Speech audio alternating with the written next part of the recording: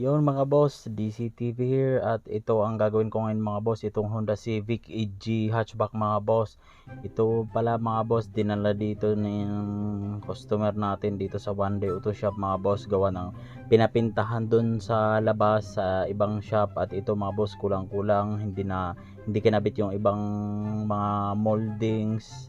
Tsaka ayan mga boss, basta maraming kulang-kulang at dito kukumpletuhin ko ngayon mga boss, ikakabit ko yung mga kulang. Ayan yung sa bubong, hindi nakakabit yung ano. Ayan, walang gauge ang mga dashboard, wala ring aircon, wala yung linya ng aircon yan mga boss. At yung electrician natin na malupit ang gagawa niyan mga boss.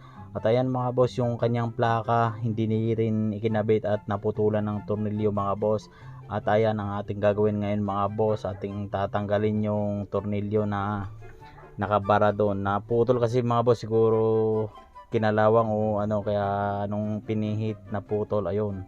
At ayan, DCTV ginawa ng paraan mga boss, binarina ko yung nakalagay doon na tornilyo. At ayan mga boss, bago natanggal ko na yung ano, yung tornilyo doon, at ayan tinred ko ulit mga boss, pinasukan ko ng nut. At ayan mga boss, kinabit ko na agad ang plaka, napakabilis. Ba talaga si DCTV. Ayan mga boss, pinuri ko na naman sarili ko. At ayan mga boss, kinabit ko ang plaka. Ayan, pati ang backlash niyan mga boss, hindi nakakabit yung ano niyan, ako na rin ang nagkabit. At ayan yung mga kulang na pyesa niyan mga boss, pinintahan na din namin. At ayan, ikinabit ko na yung sa bubong. Ayan, maraming kulang boss, hindi binuo. Ay, iba naman dito sa One Day mga boss, pagka ano, kailangan kumplito talaga. At ayan mga boss, kinabit ko na rin yung goma ng sa pinto, tsaka yung weather strip niyan mga boss.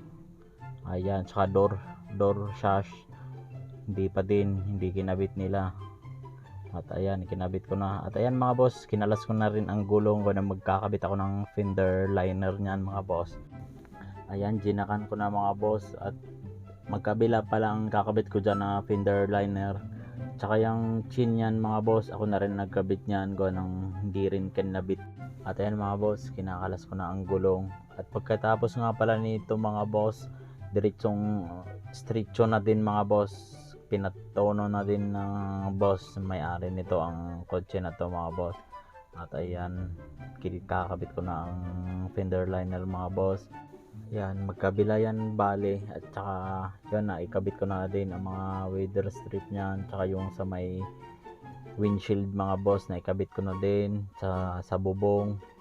At yung plaka sa likod mga boss, back glass, yan halos naikabit ko na lahat mga boss, patapos na. At ayan, tapos na ang fender liner niyan mga boss, kakabit ko ng gulong.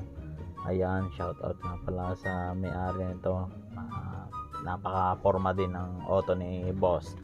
At ayan mga boss, maraming salamat sa panonood, salamat sa suporta, sa susunod ulit.